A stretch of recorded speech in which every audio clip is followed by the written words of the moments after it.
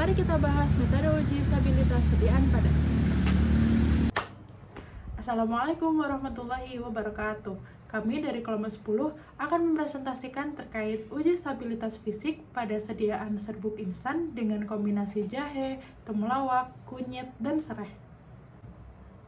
Empon-empon seperti jahe, temulawak, kunyit, dan serai dikenal sebagai tanaman herbal yang kaya akan senyawa bioaktif sehingga memiliki banyak sekali manfaat bagi kesehatan tubuh. Namun, dalam bentuk segar, tanaman ini mudah rusak dan memiliki umur simpan yang pendek. Karena itu, salah satu solusi terbaik adalah mengolahnya menjadi minuman serbuk instan yang lebih tahan lama dan juga praktis penggunaannya. Untuk memastikan produk tetap bermutu selama masa simpan, perlu dilakukan pengujian stabilitas fisik seperti pengujian waktu larut, kadar air, pH, dan juga penilaian organoleptik.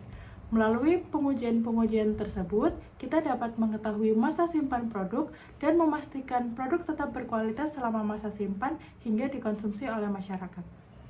Jadi ini adalah jenis sediaan yang dapat diuji dalam metode uji stabilitas sediaan padat atau serbuk.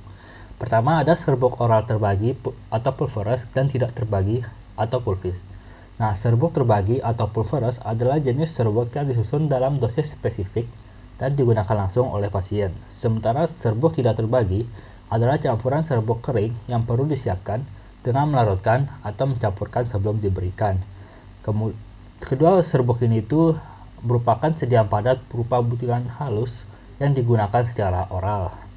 Kemudian ada serbuk instan yang berupa butiran halus dari ekstrak mudah larut dalam air panas atau dingin. Maksudnya itu, serbuk instan itu merupakan serbuk yang mudah dicampurkan ke dalam air panas atau dingin sebelum dikonsumsi. Kemudian ada granul, yaitu butiran yang lebih besar dari serbuk yang dihasilkan dari proses granulasi dan juga dapat diseduh atau dilarutkan. Nah, granul ini adalah pengelompokan partikel kecil serbuk yang dirancang untuk mempermudah pengukuran dosis dan juga solubilitas. Kemudian ada serbuk obat luar yang mirip seperti serbuk tabur yang digunakan secara topikal atau di bagian luar tubuh seperti kulit. Kemudian ada serbuk effervescent yang mengandung bahan penghasil gas saat larut dalam cairan. Contohnya itu seperti natrium bikarbonat dan asam organik. Dan serbuk ini juga dapat menciptakan gelembung saat terlarut. Kemudian, untuk alat dan bahan yang digunakan, alatnya yaitu blender, wajan stainless steel, termometer digital, pH meter digital, neraca analitik, oven pengering, stopwatch, ayakan mesh 60, sendok kayu untuk pengadukan, saringan kain, plastik kemasan dan sealer, dan yang terakhir seperangkat alat gelas. Selanjutnya untuk bahannya yaitu rimpang jahe segar, rimpang temulawak segar, rimpang kunyit segar, batang serai segar, gula pasir, dan air. Baik, di sini saya akan menjelaskan mengenai metode yang pertama yaitu pembuatan serbuk instan. Nah, pada serbuk instan ini yang pertama dilakukan yaitu ada persiapan bahan. Bahannya ada jahe, kunyit, temulawak, dan juga serai. Nah, pada keempat bahan ini kemudian dicuci dengan air yang mengalir agar menghilangkan kotoran yang masih menempel pada bahan tersebut. Kemudian bahan dipotong kecil-kecil dengan ukuran sekitar 2 hingga 3 cm untuk mempermudah ekstraksi nantinya. Nah, yang kedua, proses ekstraksi dan penyaringan. Pada proses ekstraksi dan penyaringan, setelah tadi dicuci dan dipotong kecil-kecil, bahan di blender dengan halus dan disaring menggunakan kain saring agar memperoleh filtrat. Filtrat tersebut ditampung dan ampasnya dibuang. Proses yang ketiga yaitu ada pencampuran bahan. Keempat filtrat tadi dicampurkan dengan perbandingan jahe 2, temulawak 2, kunyit 2, dan serai 1. Nah, untuk total volumenya yaitu ada 1750 ml per formulasi. Selanjutnya, campuran filtrat ditambahkan dengan air secukupnya untuk mempermudah proses pengolahan nantinya. Yang keempat yaitu ada proses formulasi dengan variasi gula. Setiap formulasi itu ada 1750 ml, dibuat dengan 3 formulasi dengan perbandingan larutan dan gula pasir yang berbeda. Formulanya itu untuk formula pertama perbandingannya yaitu 1:2 larutan dan gula. Yang kedua itu perbandingannya 1:1 larutan dan gula, dan yang ketiga perbandingannya 1:1,5 larutan dan gula. Selanjutnya ada proses pemanasan dan kristalisasi.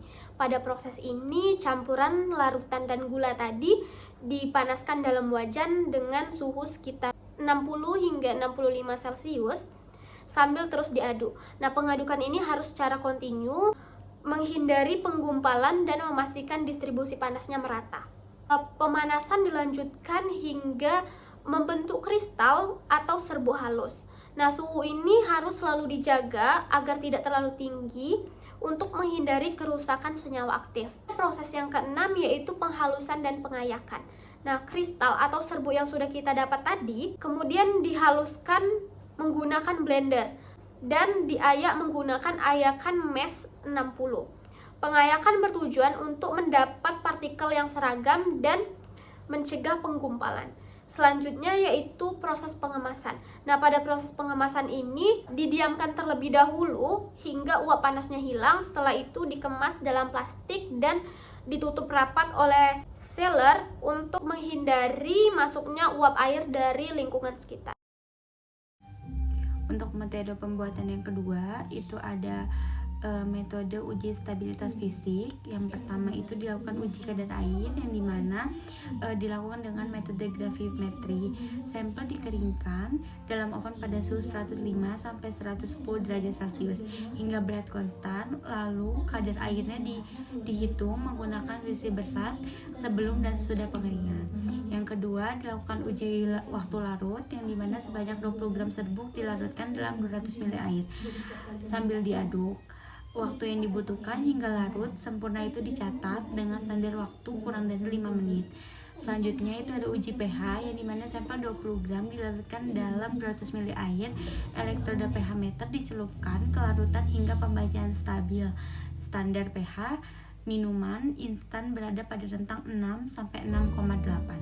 Selanjutnya dilakukan uji organoleptik yang dimana dilakukan oleh 6 panelis terlatih untuk menilai warna, aroma, dan rasa. Setiap panelis menerima sampel berkode dan memberikan penilaian secara deskriptif. Yang terakhir itu ada periode pengamatan yang dimana pengujian dilakukan pada suhu ruang selama 5 minggu dengan observasi pada waktu hari ke-0, hari ke-7, hari ke-14, hari ke-21, dan hari ke-28. Semua pengujian dilakukan 3 kali atau triplo untuk memastikan keandalan hasil. Selanjutnya adalah hasil pengujian dan pembahasan. Yang pertama ada hasil uji kadar air. Hasil uji kadar air menunjukkan bahwa ketiga formulasi memenuhi persyaratan yaitu maksimal 3% kadar air selama 5 minggu pengamatan.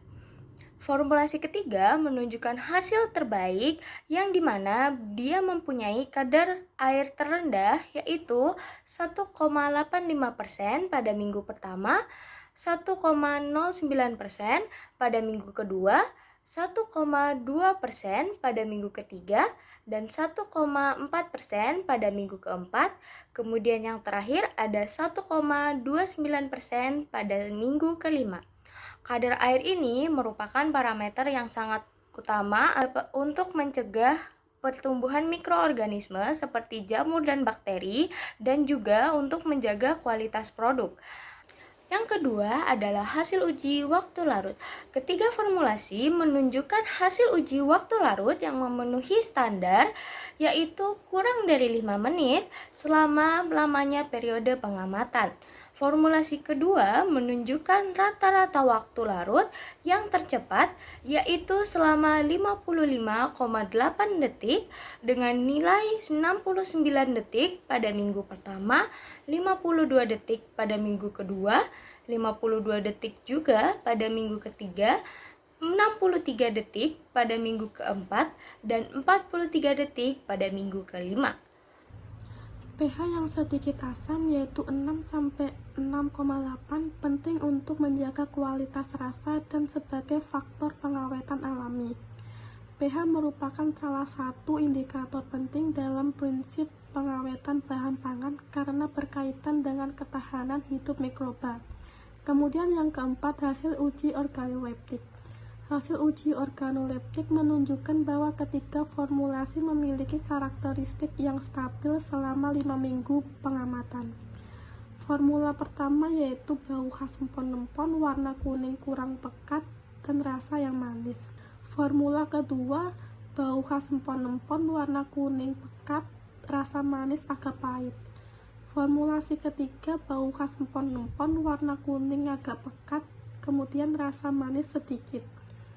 Perbedaan karakteristik organoleptik antar formulasi disebabkan oleh perbedaan konsentrasi gula yang ditambahkan.